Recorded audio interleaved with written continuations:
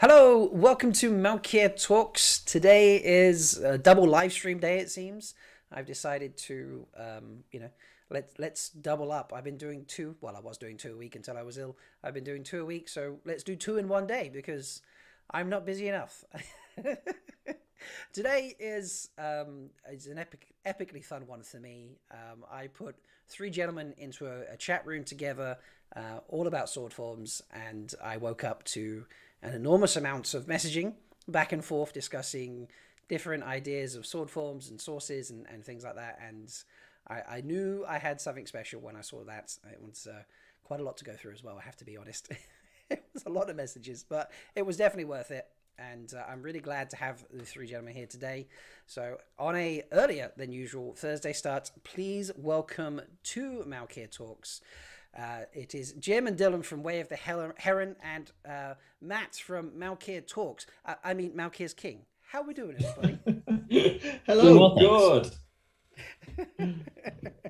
How are we doing this fine Thursday? It's very wet and dark for me. I know it's a bit dark for you and Jim over there, Dylan. But what's it like for you, Matt? Is it a sunny day for you still, or Clear and dry? Clear and dry. So jealous. So jealous. Yeah. I'm living in the past. So yeah. Yeah, we've already shared the lottery numbers, and we didn't want to risk too much more, but yeah. Spoilers. Indeed, spoilers. But get inside. Yeah. Yeah. Remain tell me, how is the first episode? Yeah, pretty good. I wasn't expecting Robert Baratheon, but it was good. They played it off well. Yeah. Mm-hmm. And then when Rand gets a lightsaber from Tam, I was in the modernization of the sword was quite exciting to me, to be honest. No, but it was tastefully done. The fact that it let out a heron's caw when he turned it on, that was a nice touch. Yeah. Is that a heron sound? I'm not sure. That's how they sound here. Oh, I haven't shown anyone our heron. I was more like a crow, I think. Oh, something magical happened, and this is a great place to tell everyone about it. Absolutely, go for it. We were training in the woods, as we do, not so long ago, and taking some footage from the video. And in the background, I'm super excited about this, and no one else is, so I'm sharing it here where people will care. In the background, Kev tried to tell me, and I was like, cool. And he's like, why aren't you more excited about this? And I was like, it's cool. I'm just not like wildly excited. It's a sign from the creator. We were videoing, and in the background, as we were doing a form, the wind blows over the wall. It was a great form. A heron erupts from a bush, takes flight, circles the background once, and roosts in a tree, watching us train. If that's not a sign from the creator, I don't know what is.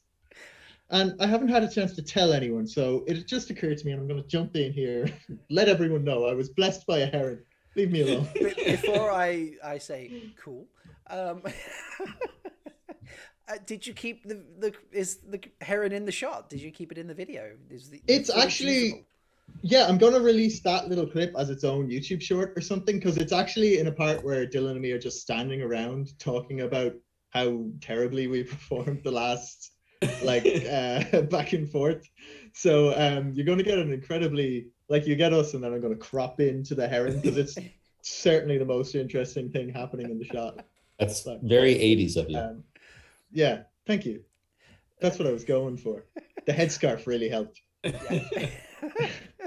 There are no herons in my area, so I can't compete with that. No, that's really upsetting. I was going to say, have you had anything exciting during your videos happen, like a badger break loose or something of that nature? Not quite the same as a heron, but it's the only other animal I can think of that fits. No, just random hikers stopping to watch.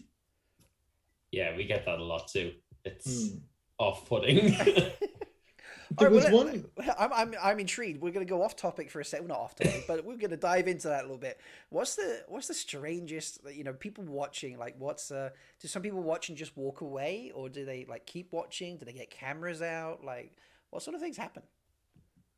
Nobody's taken a camera out. I've had some people stand and watch. Some people just walk on by. Most recently, I had somebody run past yelling, "Sorry for interrupting your movie," At least he was apologetic, I guess. He's very polite. I'm pretty sure he's not from Massachusetts.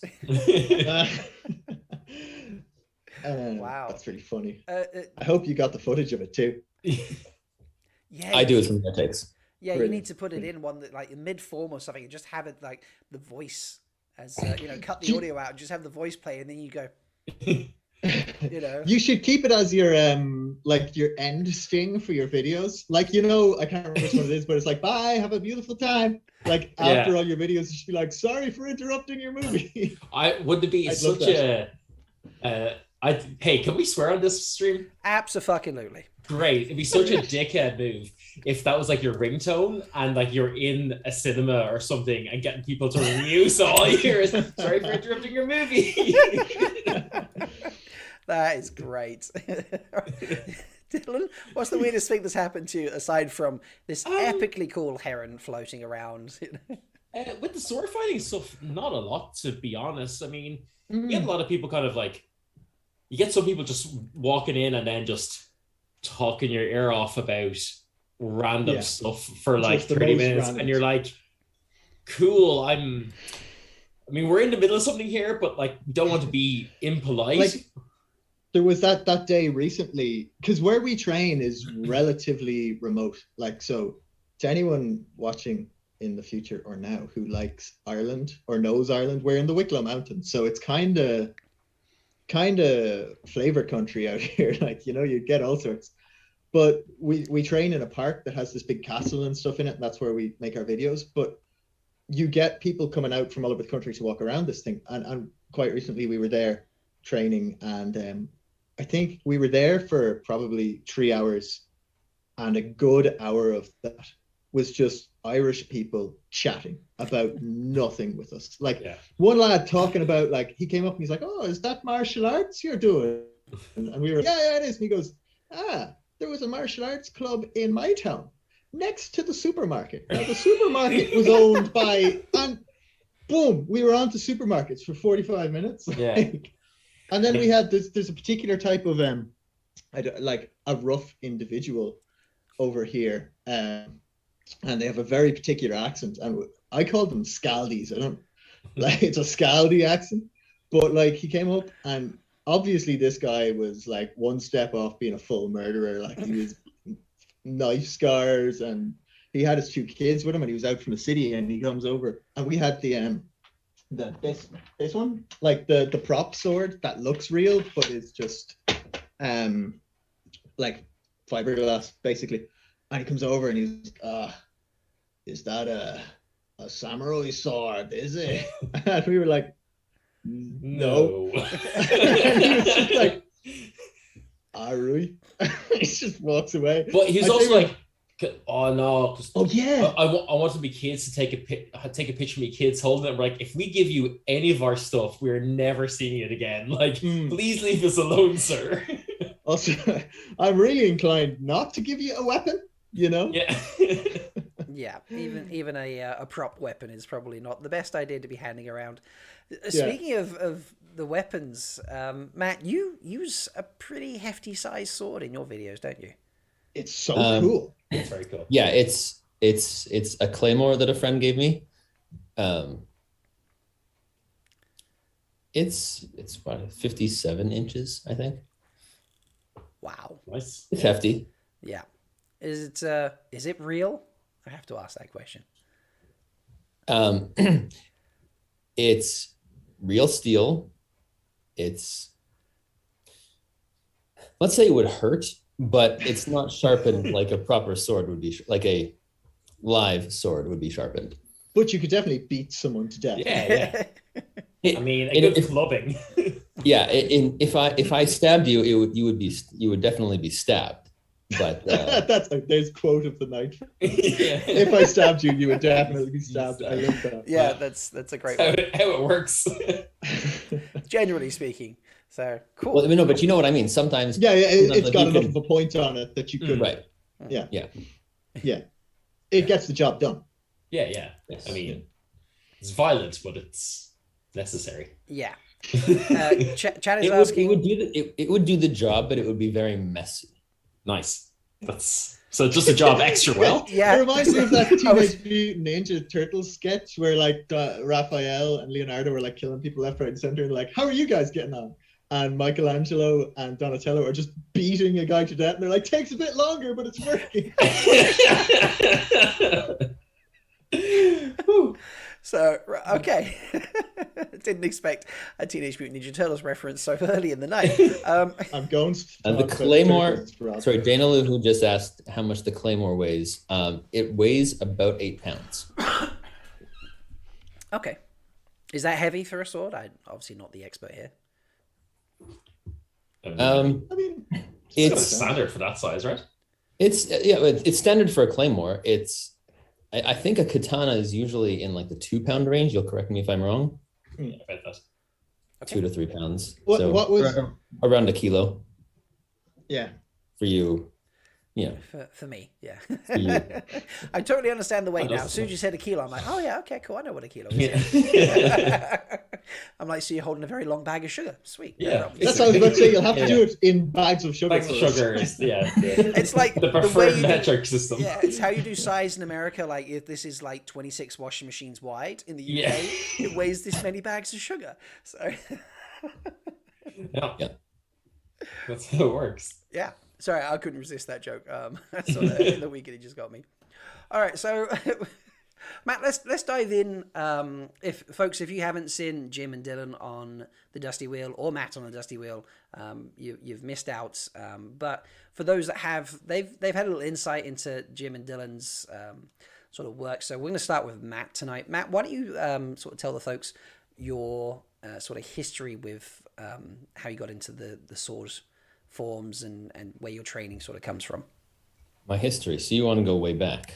Well, we don't have to go all the way to the slopes of Dragon Mount, but I was going to start with that I was born at a very young age, but I guess you're not going all that far back. You don't have to go all that far, yeah.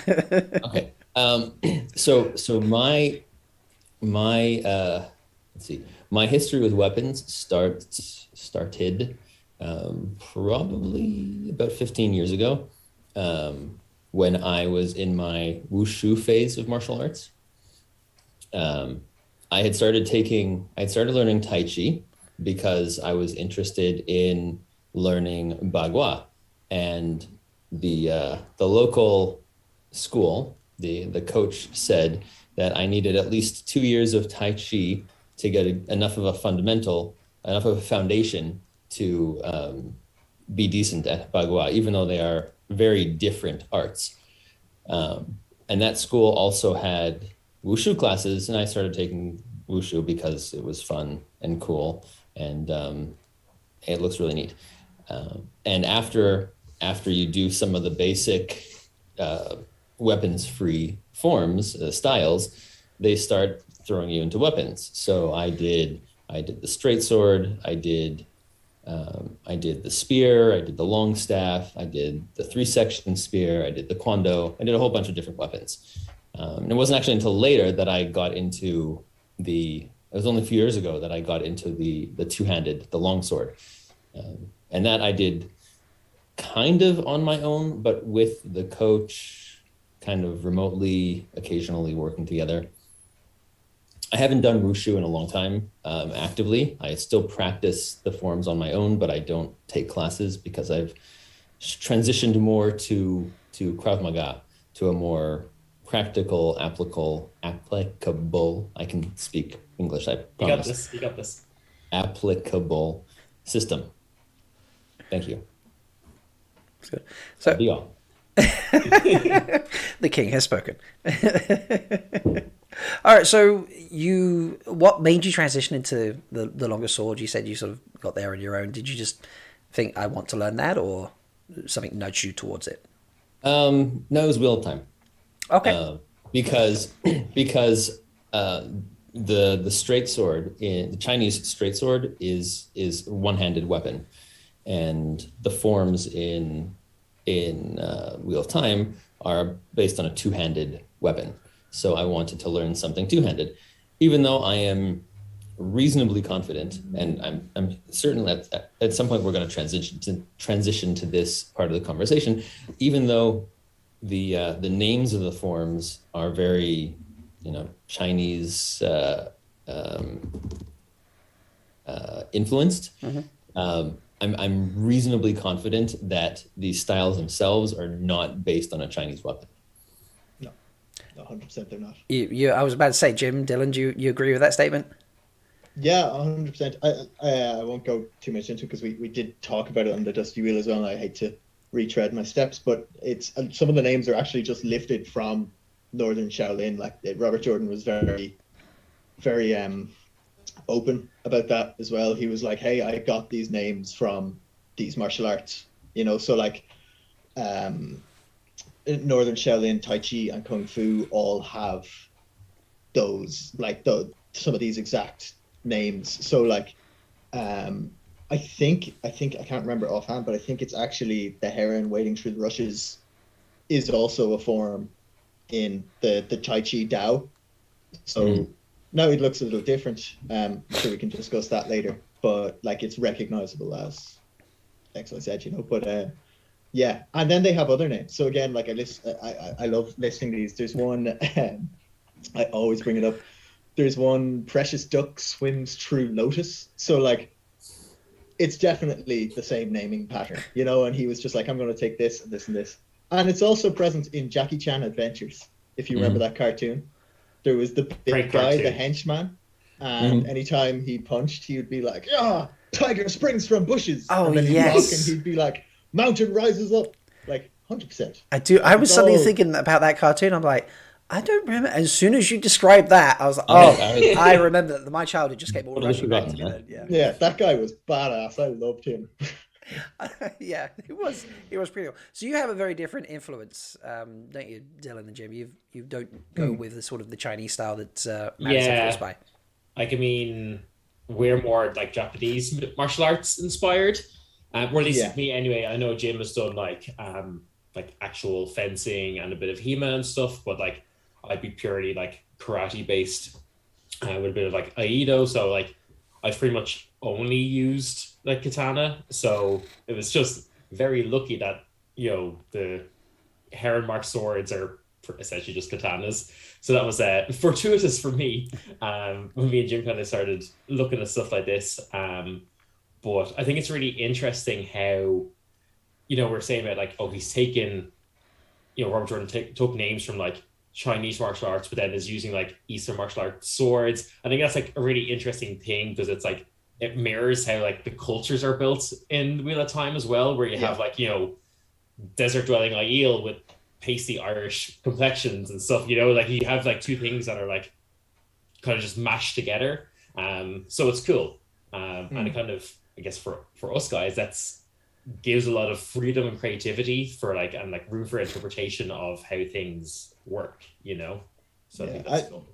Like that was a really big point for us when we were making like Seguido and the Way of the Heron, is that like multiculturalism is such a big part of the Wheel of Time. We wanted to reflect that in this style of sword form. So if you're looking at the forms we do on the Way of the Heron, like a lot of the striking and the parrying and the blocking is coming from, well, not even parrying and blocking because there's not that much of it, but that's coming from Japanese swordsmanship. But then the stances are fully coming from European footwork. So it's very basic. It's just your railroad foot, your compass step, your all that kind of stuff.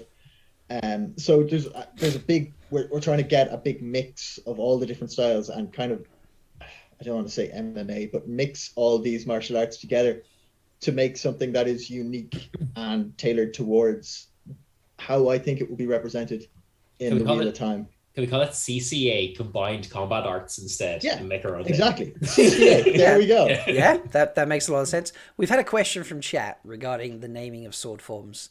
Have either of you watched The Way of the Leaf? That's a YouTube channel about Wheel of Time with puppets. I recognize the puppets, but I've never actually watched it. I've seen the puppets on like Dusty Wheel streams and stuff and showing up in thumbnails. The question was asked, or it was more of a statement, but it's still funny. So Matt Stagger in chat said, "I'm picturing Way of the Heron's heads exploding, watching the Way of the Leaf modern sword form battles." So the way they do that is they pick sort of an environment or a topic. So shopping at the supermarket. And then they have a modern sword form battle with that. Amazing. Yeah, using that as a theme. So, yeah, I will have to send those to you. Yes. Matt, have you seen any of those? I haven't seen those. I'm extremely behind on my Wheel of Time secondary content. There's a lot out there, so that's totally understandable. But yeah, folks, if you haven't, I'm gonna go afterwards and link one of those in the chat, because I know the Leaf Boys have, or in the description, I know the Leaf Boys have made individual videos as they're hilarious. I've participated in some of them, and it's very spontaneous. It's quite difficult to do, so I can see why Robert Jordan might have used other people's descriptions to, although he chose to stay away from the ducklings. Was it Precious Duck? He did. Yeah. The Precious Duck. Precious Duck swims through the lotus, I think. Precious Duck swims through the lotus blossom or something like that. I feel like maybe and it's funny because it's just like as if memory serves, it's just like a punch. So like you're in a fight and you're like, Precious Duck swims through the lotus petal. Neck a guy and move on to the next one, you know. Nice. All right, so I think we can bring it in now. We've talked about different styles giving a different approach to the forms. You gentlemen all got together and collaborated on a little piece to demonstrate the difference in forms, didn't you? And we did. It's I think that's very important. Yeah. And like to do it in such like a calm, respectful manner to really like kind of show our appreciation for each other's styles is really cool. Yeah, absolutely. You know, I mean, did you guys enjoy it? How was it to film? Respect is what it's all about. Yes. Yeah, it was fun. And the spirit of community. Indeed. Yes. Before I play it, Matt, how would you describe this video to anyone watching? Waffo. That is brilliant. All right, folks. So here's a little debut here. This seems to be a bit of a thing, whatever Way of the Heron are on the show. But, you know, 2 for 2 now. So no pressure on your next appearance anywhere, boys. But here is a collaboration between Way of the Heron and Malkier's King. Which sword form are we talking about in this video? The Heron, it's the Precious Duck swim. No, the Precious Duck. Yeah, there we go. Heron wading through the rushes. Heron wading through rushes. So here are folks. Poisonous frog jumps on the lily pad. There you go. There we go. That one. I like that one. That's better. We'll rename it that one. So I hope you enjoy, everybody. Hello there. So this video today is going to be discussing how one form can be interpreted 2 ways, and to do that we're going to use 2 practitioners using 2 different martial arts. So to help me today I have Dylan and I have Matt, Malkier's King. Hello, Jim. Dylan. So basically what we're going to do is have the 2 guys just assume the heron wading through the rushes, and we'll then compare and contrast back in the video with Rob. So Dylan, are you ready? Absolutely. Very good. And Matt, are you ready? Yes. Excellent. So, Dylan, if you wouldn't mind just assuming the form there. So here's our version of the form.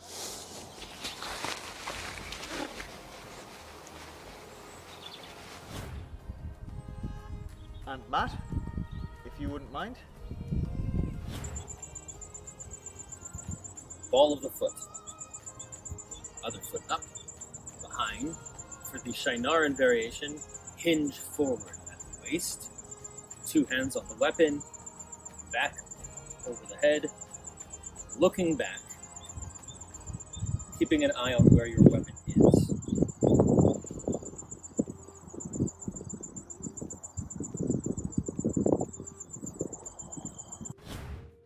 And there you have it. One form, 2 dramatically different takes on it from 2 dramatically different martial arts.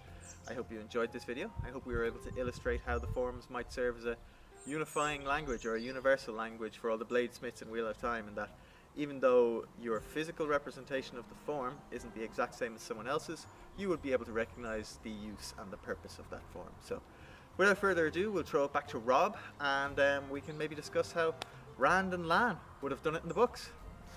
Wait, excuse me? Oh, I was just saying how Rand and Lan might have done it in the books. No, I understand. Why are you pronouncing it like that? It's long.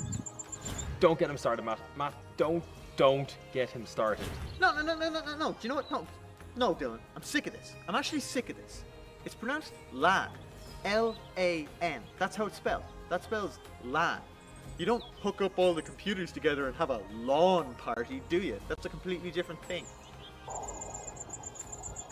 Okay, I will tell Han Solo that he's mispronouncing his name the next time I see him. Also, Robert Jordan himself said it's pronounced long. You know, I don't have to stand here and listen to this. I will welcome the mother's last embrace before I will listen to his name being pronounced like that. Oh, yeah? That can be arranged, bud. Come on, Jim. Let's not do this again. It's too late, Dylan. I'm already there.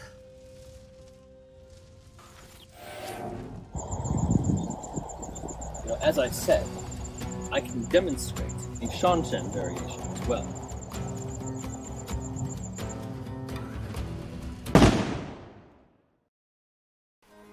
Every single time.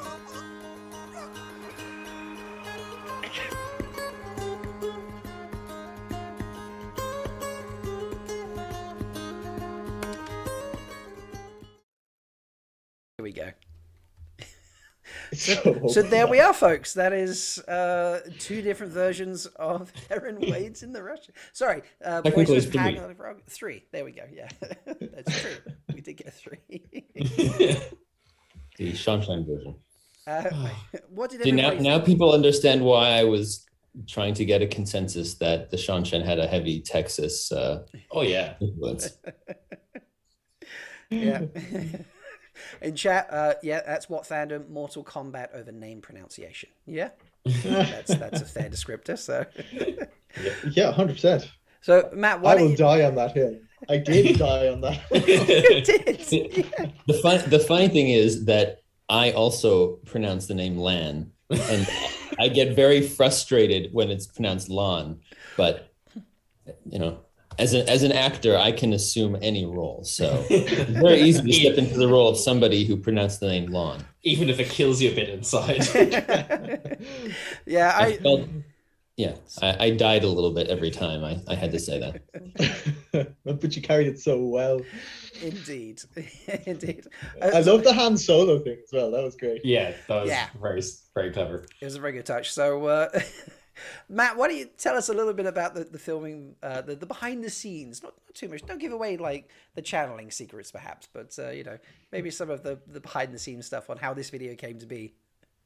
Okay, so it was actually originally, if I remember correctly, it was originally Dylan's idea to have this. Not Dylan. Yeah, I think it was Jim, mine. the other Dylan. The other Dylan, yeah. The other The other Dylan. Still too. Yeah. Dylan's face is right in front of me, so that's what. Yeah. And he's got a beard, so that this is Twitter of time. We everything gravitates towards beards. We like thirsty beards and Twitter of time. This is quite true. I'm gonna cosplay as parents someday. Jim, I'm right there with you. Don't worry. So it's okay. You know, we'll just talk like this for the rest of the show. Exactly. Anyway, Yeah. it was originally Jim's idea. We had this discussion back and forth about making some kind of video to demonstrate the different stylistic influences that we have, and then the whole progression of the story was Jim's idea, and then I was like, well, let's just go with this. So Jim wrote a brief little script, and yeah, I tweaked it for what I felt I would say and what I did say. You brought And a then shotgun into the equation. I brought a shot. Right, the shotgun was my my addition to that. And then yeah, so we went back and forth figuring out the logistics about which side of the screen we were going to be standing on, because we were filming this 5,000 miles apart. Separated by a small Small lake. Well, a pond. A pond. Only You're half a across the planet. pond, right? Right, basically the Arith Ocean right now. So Yeah, Yeah. basically. And that was really it. I had to. The most challenging part was finding a good location among the several locations that I typically would shoot in, that had foliage that was relatively close to the foliage that Jim shot in front of. Yeah, that was a big part of it. yeah. So Jim, talk us through. Dylan will come to your reluctant acceptance of having to be dragged into this, but Jim, tell us a little bit about your mastery of your green screening there, so to speak. So I've said this a few times, but the green screen in that had absolutely zero business working as well as it did, because I shot that on a green screen that was suspended between that tree that you see in our videos and my brother standing with it like this. Like, it wasn't even secured to the ground. It was blowing freely. Like, anyone with the slightest amount of cinematography knowledge would actually shoot me for shooting that the way I did. But it worked surprisingly well, and I think that's because we were able to match up the backgrounds as well. So, like, if a leaf got through, it just looked like a leaf in the background of Matt's video, you know, which was great, super handy. And then I just put it into After Effects and hit the button, and there we go. Let the robot do it. Cool. Yeah, I let the robot go to work.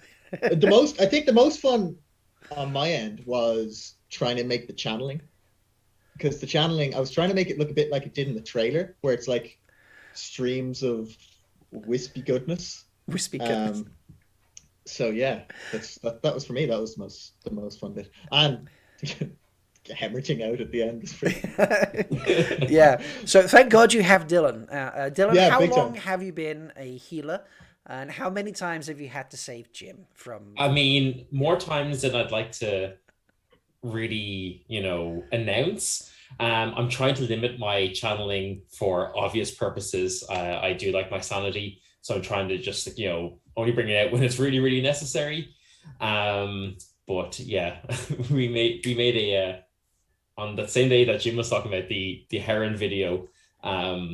We had a ridiculous Instagram story going up, and we did reveal that there used to be 3 of us in Way to Heron, but sadly we lost someone. I think that was the trigger for me to unlock my channeling, so I could heal people and make sure I didn't lose anyone again. Okay.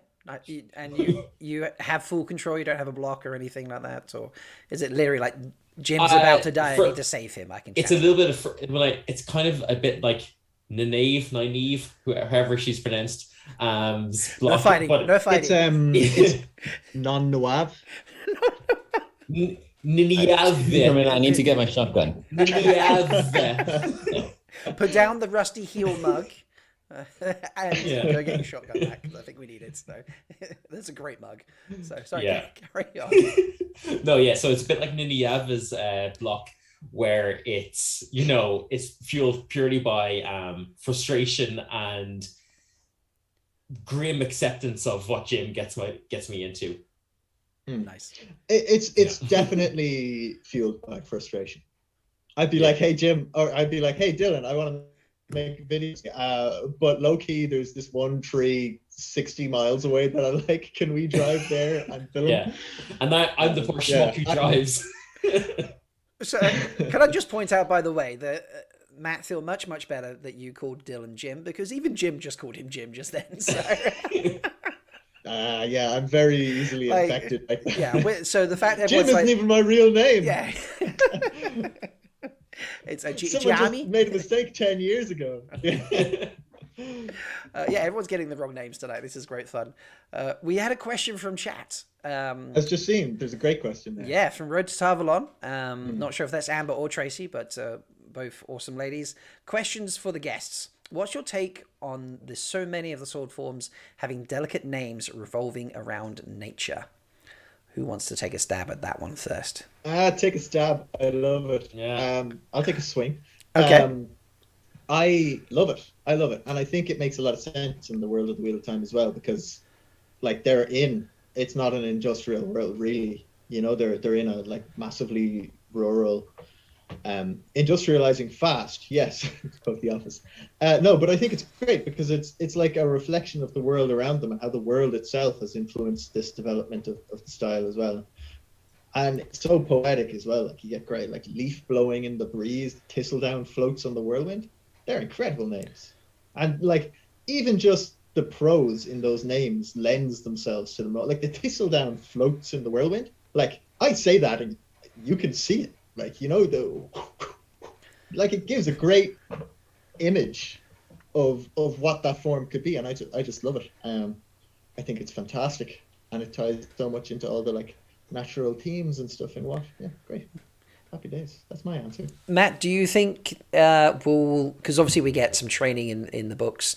Do you think we're going to get a lot of sword forms mentioned in the TV show? Do you, like following on from that question from the guest from the chat? I really hope so. We don't really see the sword forms until we don't really see sword forms themselves in Eye of the World. It's not really until the Great Hunt that they start coming in there, and they're used very sparingly throughout the books. You only see them pretty much in training or in duels, which I guess it kind of makes sense because swords are not really your primary battle weapon. But I don't know how they will do it. I don't know how. I've tried to think of how I would do it, and I have not come up with a satisfactory mechanism for getting the name of the sword form with the sword form on the screen, so people can see this is the sword form and not just people slashing and dancing and stabbing and stuff like that. Some guy at the side being like, "Oh, that's Heron Rush's weight," totally did like two sword forms.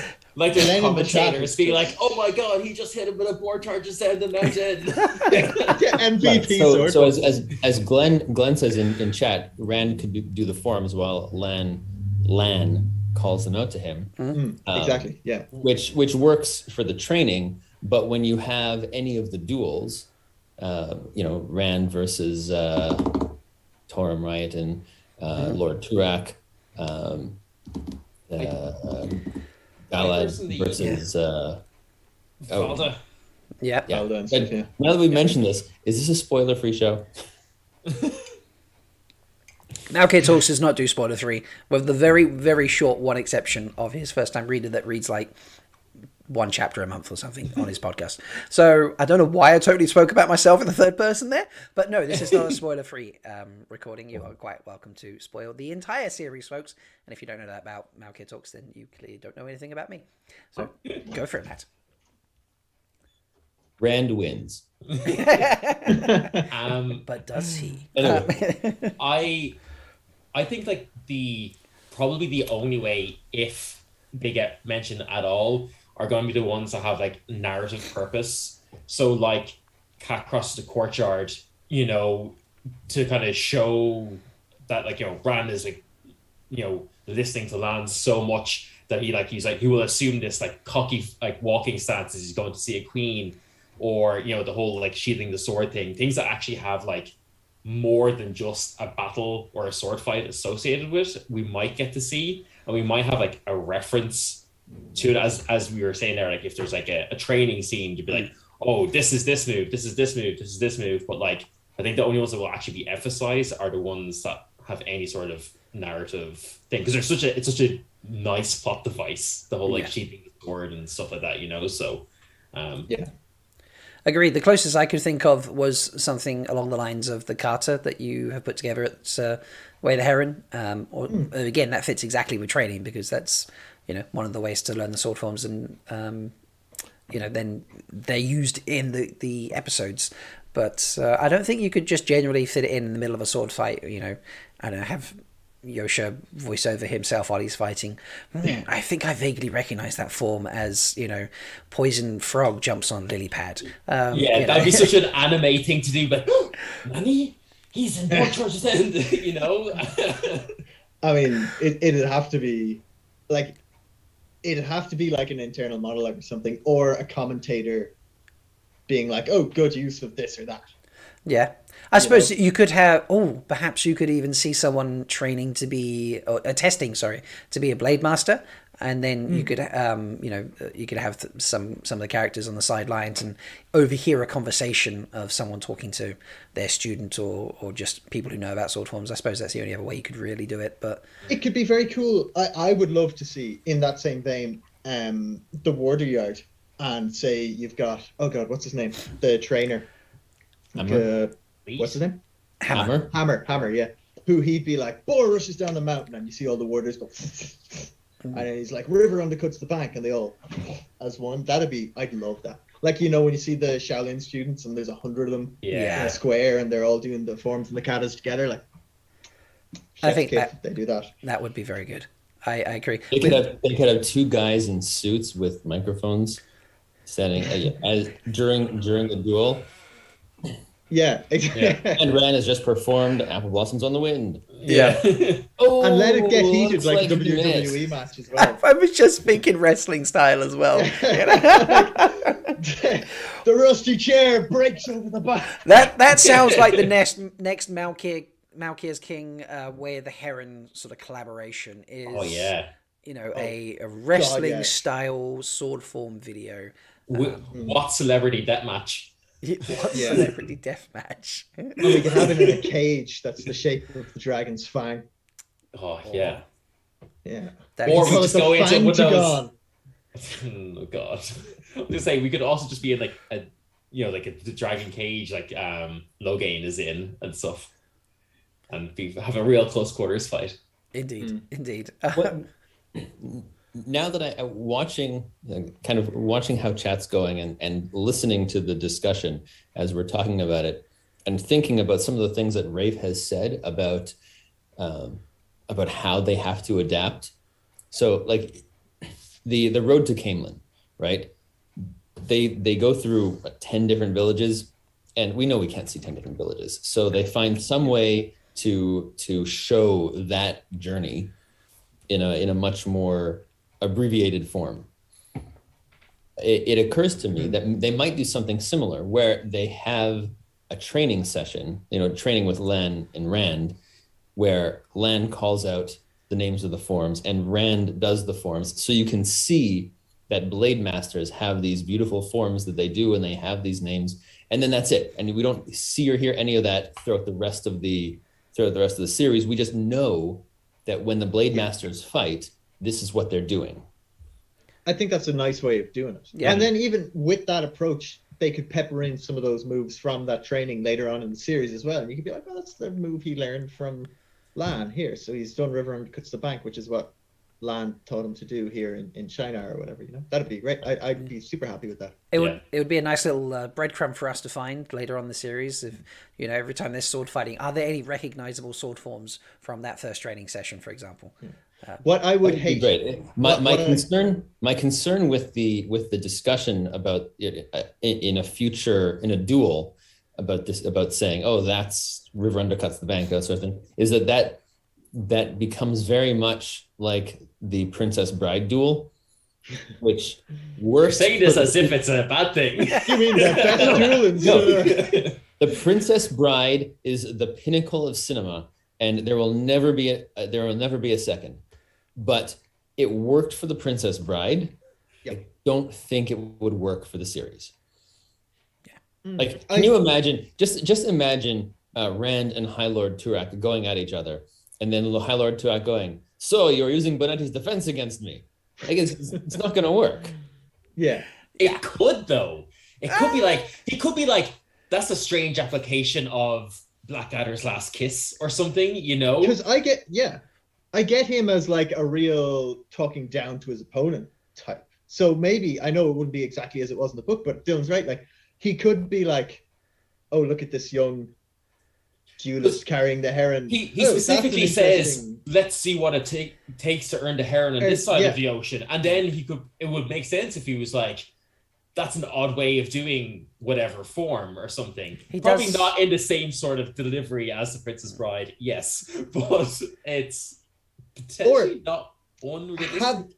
What could be a good way of doing it as well is I know I said this, but internal monologue. So have any of you seen the first Sherlock Holmes film with Robert Downey? Mm-hmm. You know when he's doing the wushu in the Fight Club and he's like counter wild haymaker, and he goes and then he goes apply jab and it's like a training session like that, and you've got like Turak or something and he's like narrating it like that. He's like, oh yes, river undercuts the bank. Well, not that one because that kills him, but you know, he's like Boris is down the mountain, blah, blah, blah, or something like that. I'm not an actor. I'm not gonna, but you know what I mean? Like he might be able to, as he's doing it, you know, almost like that trope of, you know, the villain teaching the hero as they fight. The whole Darth Vader lecturing very, Luke very as risky. it's risky, Very but risky. I mean, I don't know. I would rather, I'm going to say this again, but I'd rather they didn't do it at all than do it badly. Yes. If that makes sense. I agree with that. If it has to be, let it be something that's just in the books because it's poetry, right?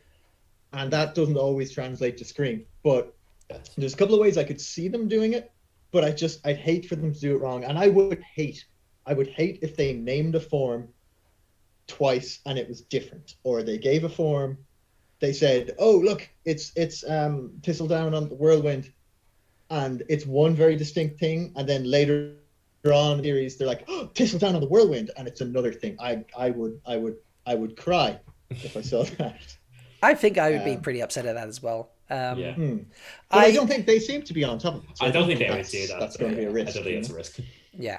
So I agree that you could probably have a little bit with Turok because he does say, let's see what it takes to earn this side. And then I'm pretty sure it's either he follows up with I'm disappointed or just has a look of disappointment on him sort of thing. And right now I can just kill this kid sort of situation.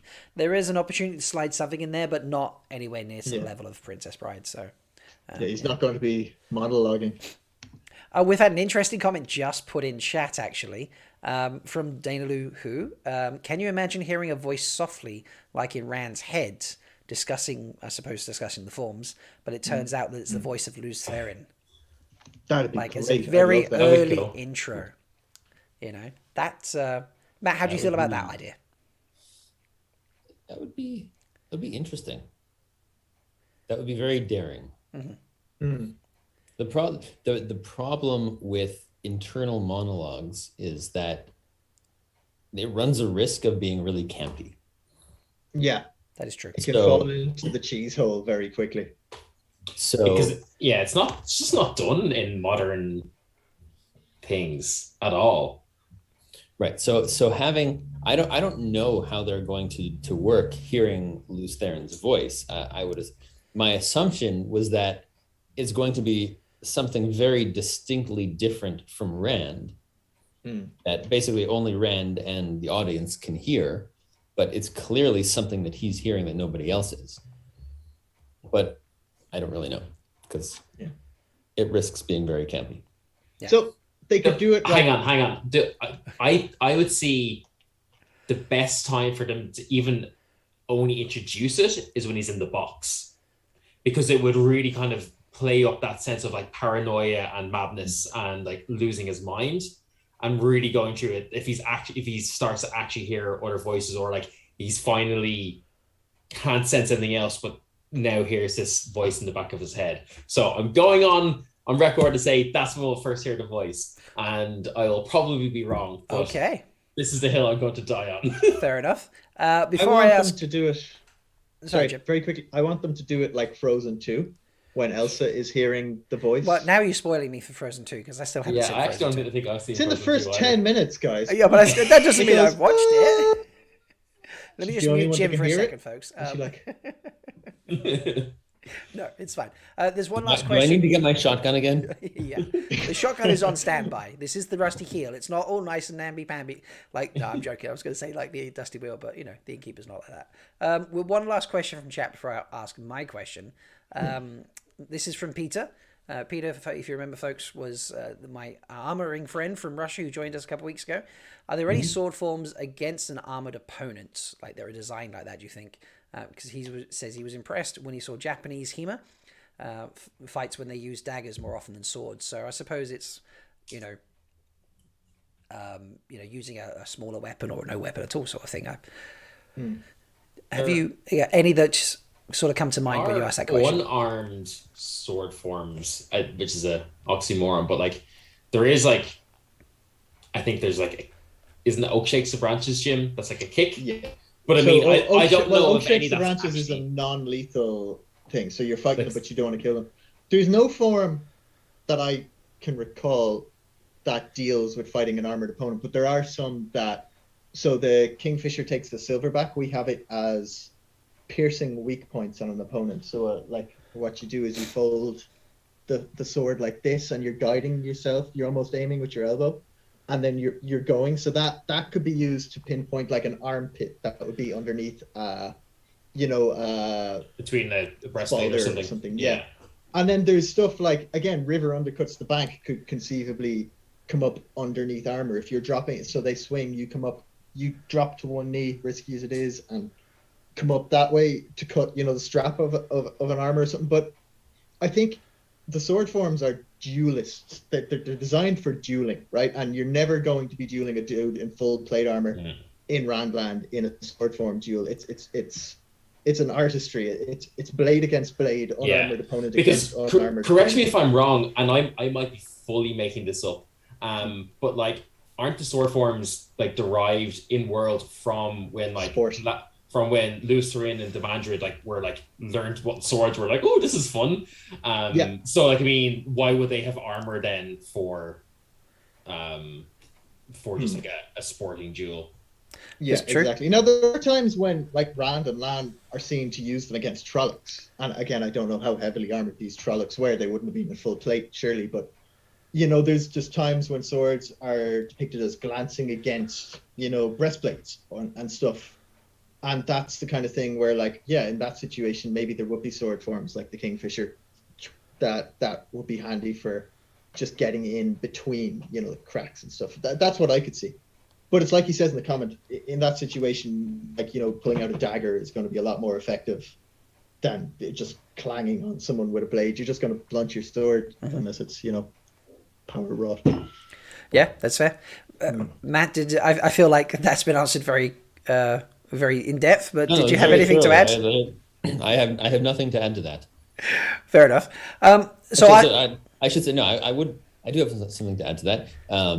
Just that like you were saying, you wouldn't use your sword as your primary weapon in battle against an armored opponent.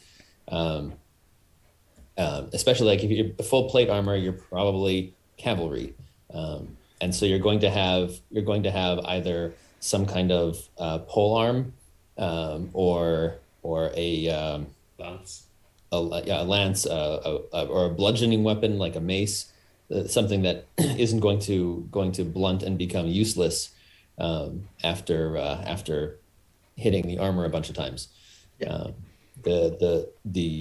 Your sword is going to be your secondary weapon in that point.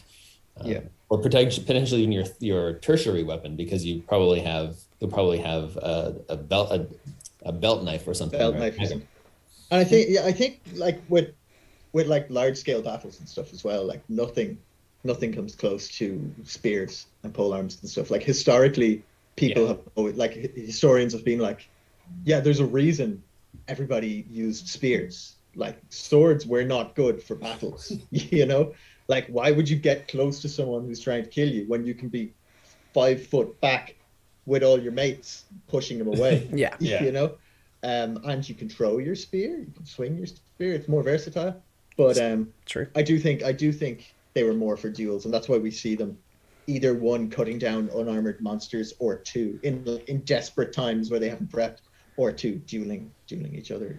That's a very nice segue. Thank you, Jim, because that segued straight into my question. So talking about taking down, quote, unarmored monsters, in the trailer, we see some unarmored monsters being taken down by Lan. In the trailer in general, did anybody see a form done by Lan or anyone else to think, I think that's one of the sword forms from the books, potentially? Yeah. Yeah? What did you see, Dylan? Teach me about this. I thought, the only one I can think see is Apple Blossoms in the Wind, which is described as a form used against to fight off multiple opponents, and we see Lan fighting off 3 Trollocs. So I mean, did you recognize that case instantly? closed. Did you recognize it instantly, or from the description of who's got 3 Trollocs? I recognize it instantly because I've written a D&D subclass for Blade Master, and in it I have Apple Blossoms in the Wind as like a multi-attack. So it was in my head and around the same time. So when I saw it, I was like, that's what that is. At least that's my headcanon for it anyway. So do you have you done that on Way of the Heron? Have you done that sword form? Yeah, we ago, didn't right? do a tutorial on it. I think we have it's like a 7-second clip of it way back on the channel. It's actually one of the better ones we did. It's myself fighting Dylan and 2 other guys, and it's like very quick. Apple Blossoms in the Wind is one of those forms that can be made of other forms. So it's like Torch fan 3 times and then 3 quick strikes ending with River Undercuts the Bank, but it's cool. It looks class. I enjoyed it. Okay. I do think in the trailer as well, you see, and again, this is one of the forms that has no physical description in the book, so it's purely going off our take on it. Water flows downhill. When he rolls underneath the weave and comes up into an attack, we took water flows downhill as to be that rolling motion, whether it be like a disengage or an evading move or prepping a strike. That was what I recognized that as. But if you don't learn Way of the Heron, you might not recognize it as that, because it's got no description in the books. That's fair. Matt, how do you fall on the fighting we see in the trailer and possible matches with sword forms in the books?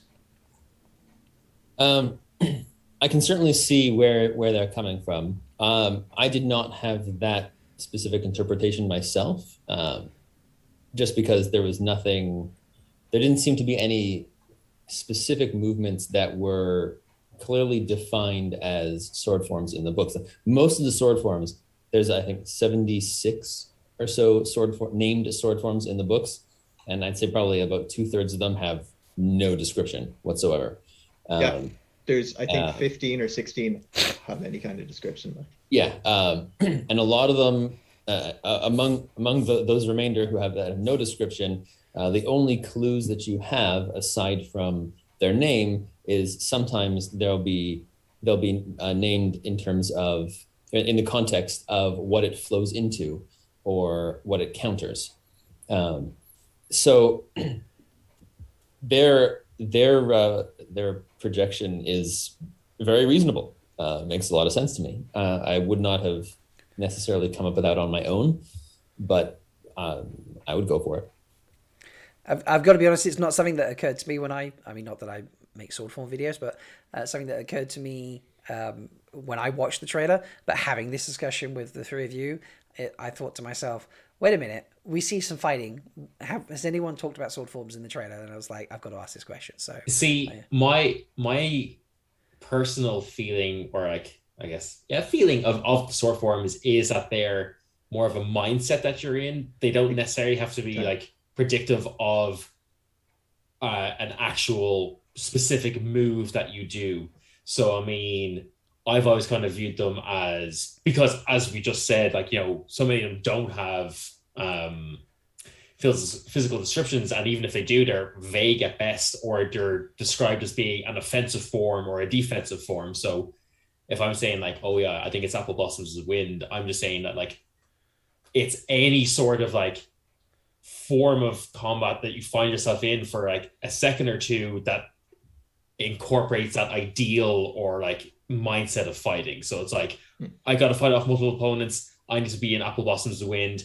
You do the, you know, it might change depending on what you've just done before. If you've just done a roll under a weave or whatever it is, you know. So but I think that goes back to our you know, very, very first point, in that they can all be interpreted in different ways, which is the really cool thing about it. Right. Absolutely. Well, if you think about it, the purpose of a form is to help you learn a movement or a combination of movements. So, for example, you know, we mentioned how these names are very heavily Chinese influenced.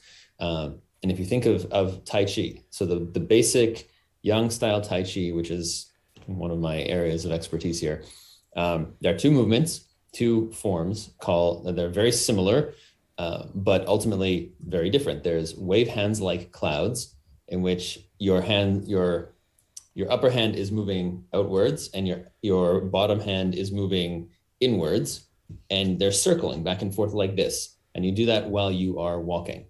There's another form, another movement called golden crane spreads its wings, which is very similar, but it starts off with this big expansive movement, and then the upper hand moves inwards and comes down and then moves outwards. So it's this big circular movement like this. So there's this similarity in terms of the circular movements of the arms, but the direction and the setup and even the motion, you're not moving when you do the golden crane spreads its wings, white crane spreads its wings, sorry. I was getting mixed up with golden rooster stands on one foot. The point is that everything that they learn is going to be part of a form. It's not just like slash, stab. It's this sequence that, you slash and stab in this way, and it's this combination is this form, this combination is that form. Yeah. So pretty much everything they do is going to be some form, no matter what the context is. And they're not even necessarily thinking consciously, oh, this is the right form to do in this moment. It's like they see an opening, they see a target, and they automatically know, they just flow into the next form because that's where they're going to go for. Yeah, big time. Cool. Mm-hmm. Big time. Awesome. I think. Go, Jim. Sorry, go ahead. No, go, Jim. It's fine. No, I was just going to say, I fully agree with that. I think you're like, it's a case of you're always in a form, whether it's an active or a passive form. And that's something we try to get across as well. And that's a really eloquent way of putting it. And I like it.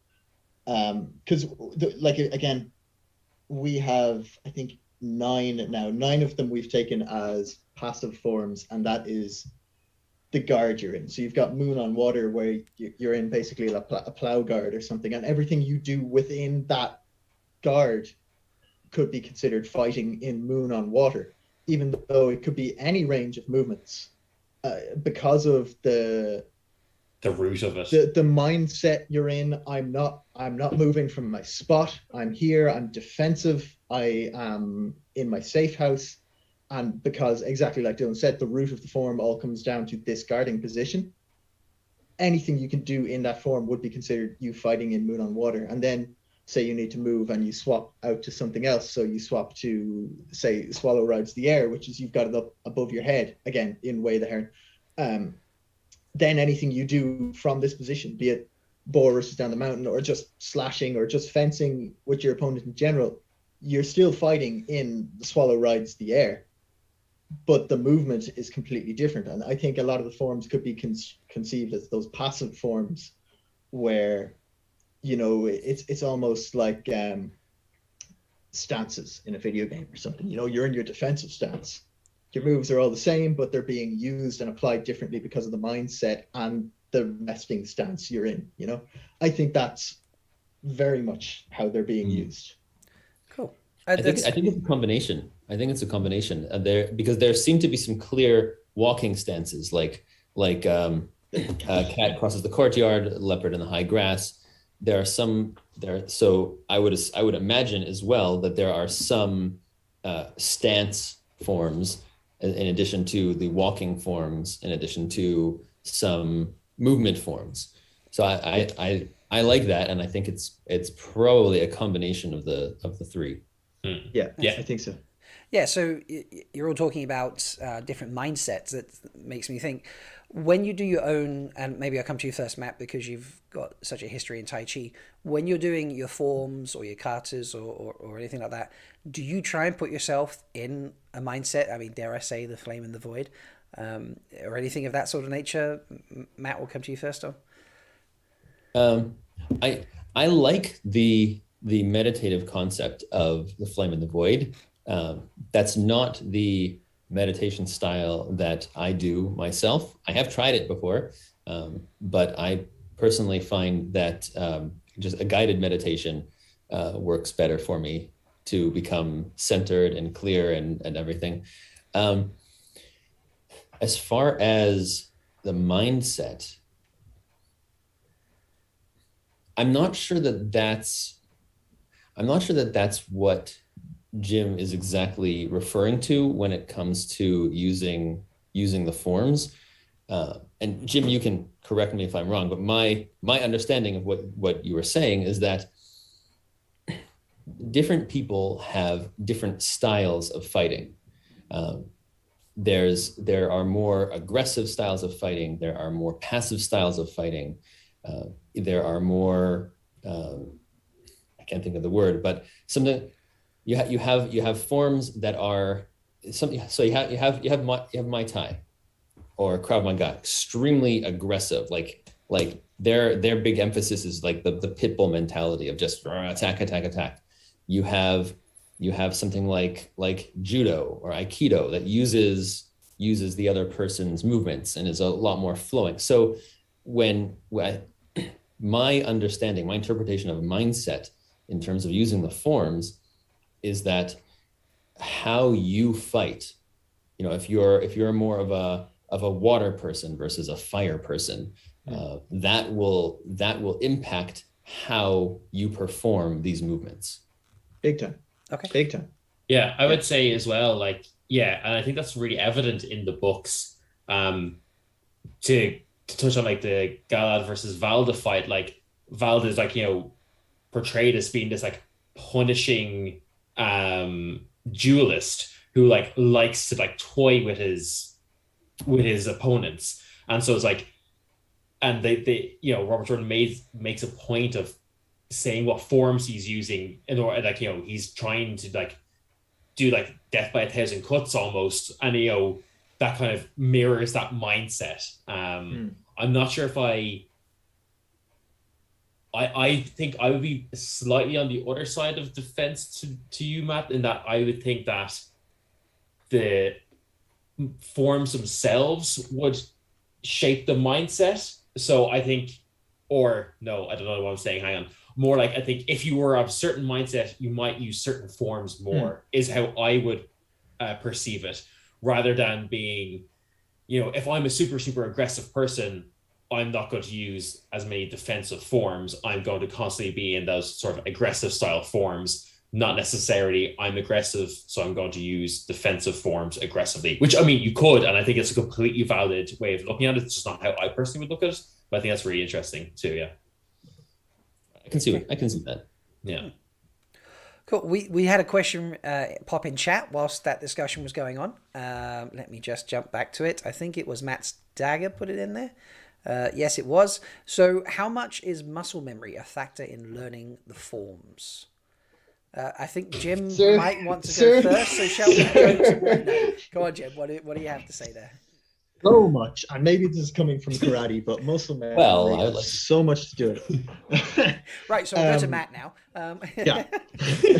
But, right, so the word kata has been thrown around a lot this afternoon.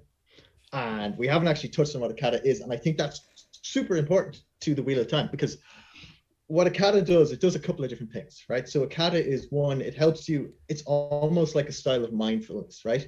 Where when so a lot of martial artists from well, again, you're not going to get as much in Muay Thai and stuff, but like, so your Tai Chis, your Wushus, your Shaolins, your Karates, again, I'm speaking from karate experience, is when you're performing a kata, and this can take decades to get to this point, but it's almost like a form of meditation. It's a oneness, it's an emptiness when you're performing it, where you are solely in the moment performing these moves, and that's what you aspire to when you're training kata. But what they were originally created for was, martial arts nerd moment. So karate is the child of Chinese martial arts, right? So Chinese martial arts, there was a point in history where a lot of Chinese martial artists were actually moved out to Okinawa, and they continued training, and they realized that it was very hard to pass their forms down from generation to generation by written means and stuff was mixed. So they invented the forms, which were kind of like the forms and the katas are the same thing. And what they're doing is keeping a tradition up, and they focus on building muscle memory. So when you're doing a form, so you're doing a kata, right? You go into your class, you bow, you've begun your kata, you go 1, 2, and you know now that a shirigari goes into a yakuzuki this way, and it builds up this motion, and bam, bam, bam, bam, and then next time you're fighting someone, he throws a punch at you, and bam, bam, you've blocked him and punched, you know? And that's so close to what I think flowing form to form in the Wheel of Time is like, is katas are form flowing. That's what you're doing when you're training them. When you hear Rand flows from boar rushes down the mountain into undercuts the bank, that's because he's done that in a kata, and he knows that highlight Turak is going to do this. So bam, bam, bam, and muscle memory kicks in, bang. And that's where the oneness comes in, that you can react. And if you have all these katas, you're not going to, because a big danger of muscle memory is being limited and readable. So if you are fighting and you know you have your muscle memory locked in on this thing, say boar rushes down the mountain into a river, undercuts the bank. So people know you do boar rushes undercut, boar mountain, river bank, often back to back, right? I'm going to slow down. I'm tripping over myself. You need to be able to swap from any one form into another. And what a kata does is it builds up that ability, that knowledge that you can turn this way into this, or this, or this, or this. And then you can turn this way into this, or this, or this, and this. And it's training your body to move seamlessly from any one form into any other form. And a lot of people don't get that about katas, is that, yes, there are set moves that you follow in the syllabus of katas, but it's not about learning this move after this move after this move. It's about learning to flow from one move into the next move, into the next move, into the next move. And that is so where I think the form flowing in the Wheel of Time is from. It's from forms, it's from martial arts, katas and stuff. And that's where the Flame and the Void ties into it, because when you're practicing the kata, your aim is to achieve this mindfulness, this emptiness, where you can just move from form to form, no problem, whatever you're doing, and you're not thinking about it. It's just what should happen. And that's exactly what I think the Flame of the Void is meant to be. And I think Robert Jordan knew about that and zoned in on it, was like, yes, this is what these guys are doing. And this is how it's so important to the Blade Masters. And that's just class. So cool. Yeah. And that's like my, out of the way of the Heron, everything we've done so far, my favorite thing was making that kata, because I was like, this is it. I am flowing from form to form. This is why I want people to go out and I want them to learn that kata. It's on the channel. I'll do lessons. I will get on Zoom and teach you this kata. I just want you to experience this feeling of being here. The sword spins. You're here. You're here. I just won this, and it's just there. Sorry, I'm nerding out about it too much now. It's but fine. You get what I mean. Jim like is that's very passionate. It's great. Sorry, He's already I'll stop volunteered himself and Dylan to come to Malkier Con. In fact, that was almost the first thing he asked me about tonight. So yeah. The only thing I will add to that is that the there's a confusion among some people when the book talks about forms. I think a lot of people think of forms as kata, but yeah, as Jim is saying, they're not. A kata is a combination or combinations of these forms. These forms are like the Chinese style, where a form is just a movement or a very small sequence of movements. It's not an entire kata. Yeah. Kata and there is a lot of confusion, because I know Taekwondo labels katas as forms, or no, patterns. Sorry, it's other martial arts use forms, but yeah, I know Kempo is forms as well. So like, yeah, there's a lot of different like nomenclature. So yeah. Don't worry, Jim. 100%. We can still see you very clearly. It's okay. Oh, that's not good. You no longer blend in with my blue background anymore. You sort of blend in quite well, but not anymore. That's what I get for using little battery lights, isn't it? But yeah, no, 100%. You're absolutely right. And so many people think that form is a big 180 move long string. It's not. A kata is comprised of dozens of forms back to back. Right. And that's a huge point that people just don't get. So yeah, 100%. Thank you for bringing that up, because that's something I didn't touch in my rant, my tirade. Well, you were focused on other things. I was in the moment. I had a oneness going on. Yes, it was indeed. That was great. No, I love that description. I've never known the difference between those. I thought they were very interchangeable terms. So I appreciate that bit of knowledge you've shared with us, Jim. Did you have anything else to add to it, Dylan? I feel like Matt and No, Jim there's especially has there's covered it. nothing to add there. So yeah, that was a really good question. As Dana's put in chat, thank you, Dana. I appreciate that. Please like the video, and if it helps other people find my content and Jim's nerd rants about karate and martial arts in general, which is good. And if you haven't checked out the kata that has been put together, I have watched it, and it's pretty epic. If I had any suitable space to film it in, to do it in, where I could see it and then do it, because my space is not big enough to do both of those. There's always a park somewhere. Yeah, I live in a place where if you start doing that in a park, you can have the cops turn up and arrest you. So yeah. That's why you need your kata. Yeah, but you have a sword. I love it. Matt, with the Tai Chi, do you have similar things for Tai Chi? I know you used to do a lot of that on the channel, and now you do more sword forms. Does Tai Chi have similar things in place? What do you mean? Like a kata personally, or just in general? Yeah, no, absolutely.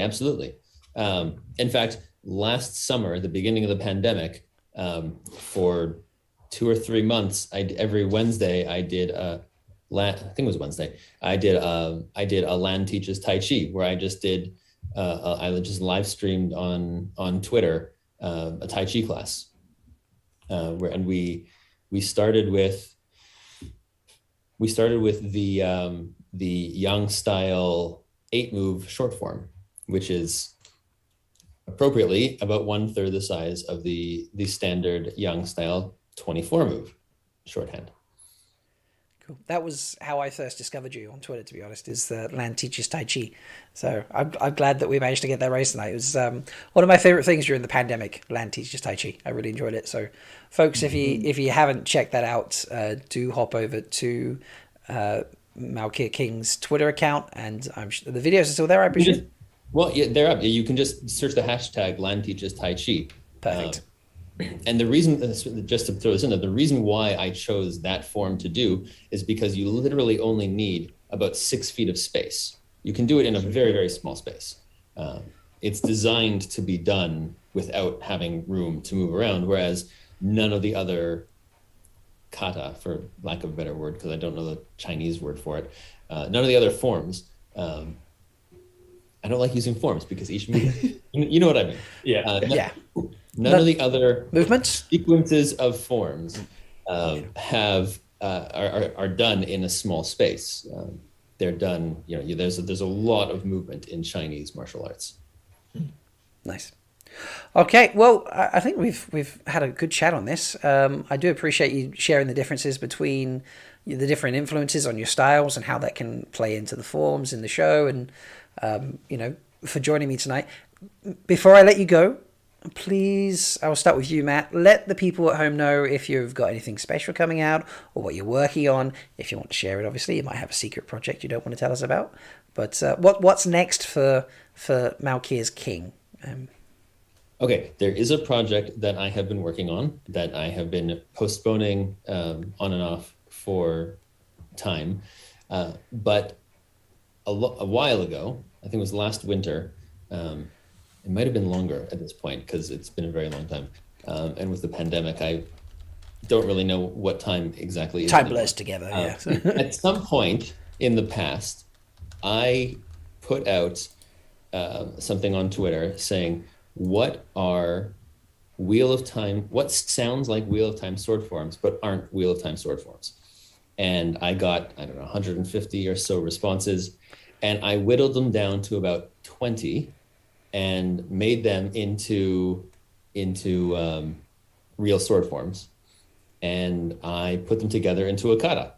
And so I am working on videoing that kata of Wheel of Time sword forms that are not Wheel of Time sword forms.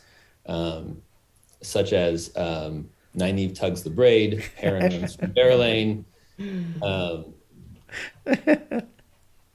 I was going to Sounds ask if there incredible. was any examples you could share with us, and that is There's just... you know there's a whole bunch of them, like easing the badger. There was one about, I think there was one about Dane and farting. I mean, that's so apt now with Little Stink going around on Twitter of Time. So Well, this was shortly after he told everyone that story. So oh, okay, fair enough. That's great. So I look forward to seeing that video. it's been a long time in coming. That sounds good. Just some of those things you mentioned. I'm curious, how many did you get that didn't sound like a sword form? Possibly not even in Wheel of Time, but probably more like a bit of a sex move. I'm curious how many you got like that. There were quite a few that were sex moves. Nice. But given that it's Twitter of Time, they also could have been sword forms. This is true, yes. Twitter of Time is an amazing place. It's like a definition of sword form, I suppose. Very true. Right, not that kind of sword form. Dylan, Jim, what's next for Way of the Heron? You keep doing these collab projects, or keep doing a special sword fights. You've got a kata. What's next? Is it just more Heron videos where Jim can just squeal like a girl, or Yeah, no, I don't know. There's a few things up and coming. We have for ease of learning, we've broken all the sword forms into different paths. So we have the path of, we recently completed the path of the moon, which is kind of a very defensive, grounded, very kendo style forms. That's up. We finished that off with the kata. We have those videos out. The new one we're on now is Path of the Wind, which, let's face it, is a piss take. The wind.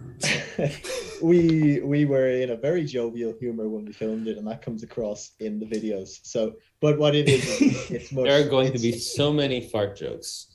Surprisingly not. We were just I'm talking about in Twitter of Time. No, okay, exactly, that's fine. Okay, You yeah. post it, Yeah, that yeah, would yeah, just be yeah, a thread yeah. of fart jokes.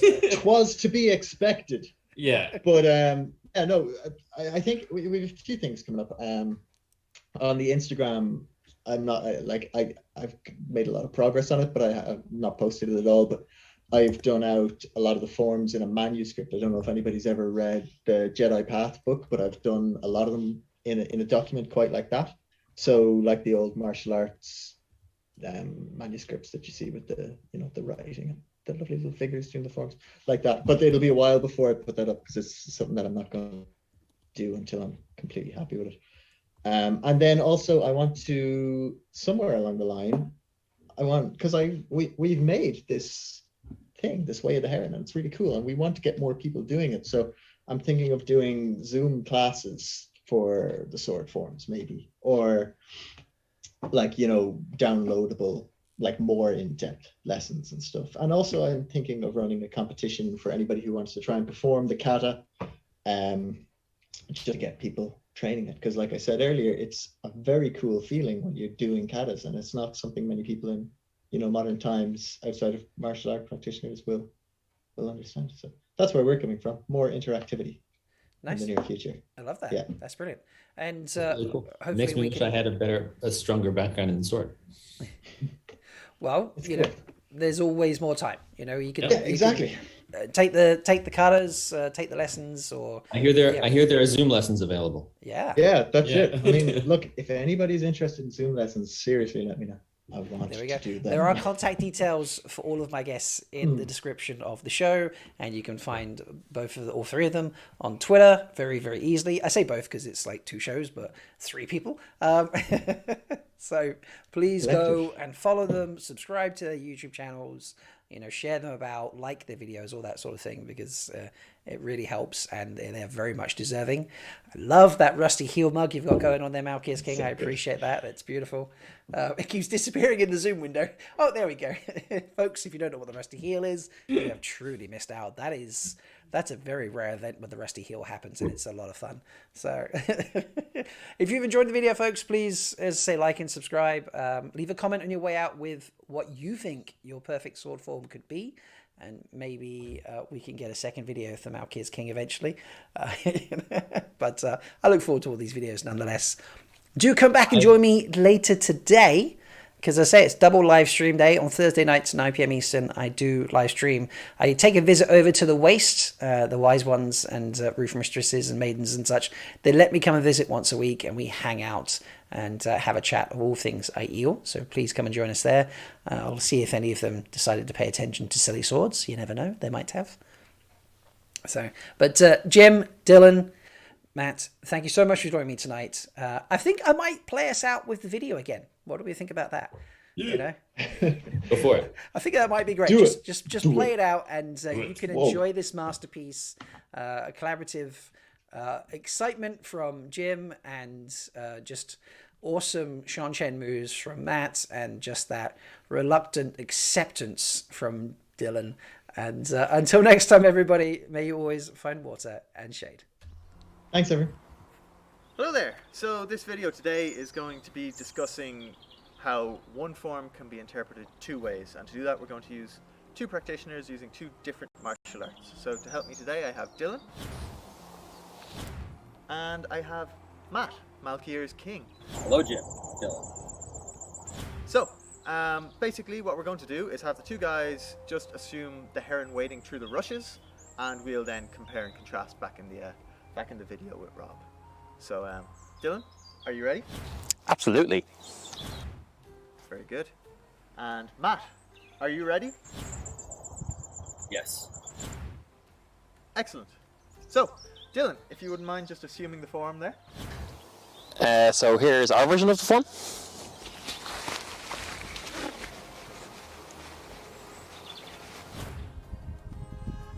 And Matt, if you wouldn't mind.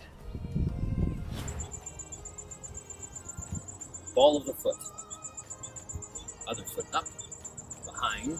For the Shinaran variation, hinge forward at the waist. Two hands on the weapon. Back over the head. Looking back. Keeping an eye on where your weapon is.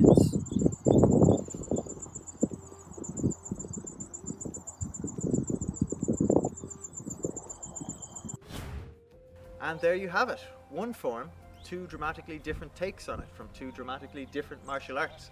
I hope you enjoyed this video. I hope we were able to illustrate how the forms might serve as a unifying language or a universal language for all the bladesmiths in Wheel of Time, and that even though your physical representation of the form isn't the exact same as someone else's, you would be able to recognize the use and the purpose of that form. So without further ado, we'll throw it back to Rob, and we can maybe discuss how Rand and Lan would have done it in the books. Wait, excuse me? Oh, I was just saying how Rand and Lan might have done it in the books. No, I understand. Why are you pronouncing it like that? It's long. Don't get him started, Matt. Matt, don't get him started. No. Do you know what? No, Dylan. I'm sick of this. I'm actually sick of this. It's pronounced Lan. L-A-N. That's how it's spelled. That spells Lan. You don't hook up all the computers together and have a lawn party, do you? That's a completely different thing. Okay, I will tell Han Solo that he's mispronouncing his name the next time I see him. Also, Robert Jordan himself said it's pronounced long. You know, I don't have to stand here and listen to this. I will welcome the mother's last embrace before I will listen to his name being pronounced like that. Oh yeah? That can be arranged, bud. Come on, Jim. Let's not do this again. It's too late, Dylan. I'm already there.